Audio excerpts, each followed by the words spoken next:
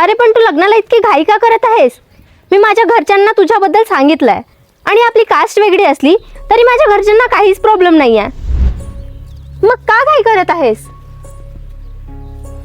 माहित नाही, पण मला लवकर लग्न करायचं आहे.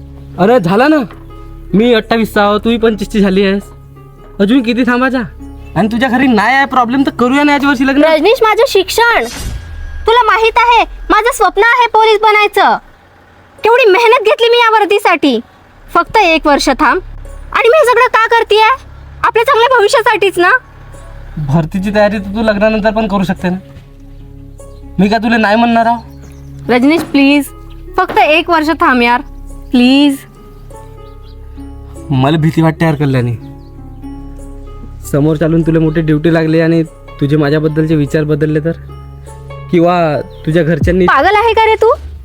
माझं प्रेम आहे तुझ्यावरती आणि माझ्या घरी नाही म्हणत हे जातपात ऊच नीच. पाहशील पुढच्या वर्षी आपण सोबत राहू.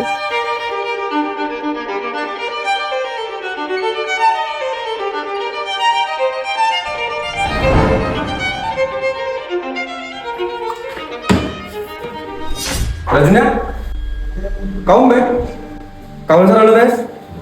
कल्याणी ड्युटी लागली. अब ती चांगली गोष्ट आहे ना, यादी डेरा लागते का? मेरा हाल बुरा और बुरा कर दिया मेरे जख्मों को. हा बघ कसा आहे मुलगा. आई, तुला तर माहित आहे माझं रजनीशवर प्रेम आहे म्हणून. हो, पण प्रेमानं पोट भरते का? त्याच्यासोबत तुझा भविष्य काय आहे याचा विचार केलीस? आता तर तुझ्याकडे नोकरी आहे, चांगला विचार कर. हो, पण रजनीशला काय सांगू? सांग, आपली जात वेगळी आहे, घरच्यांनी नाही म्हणलं म्हणे.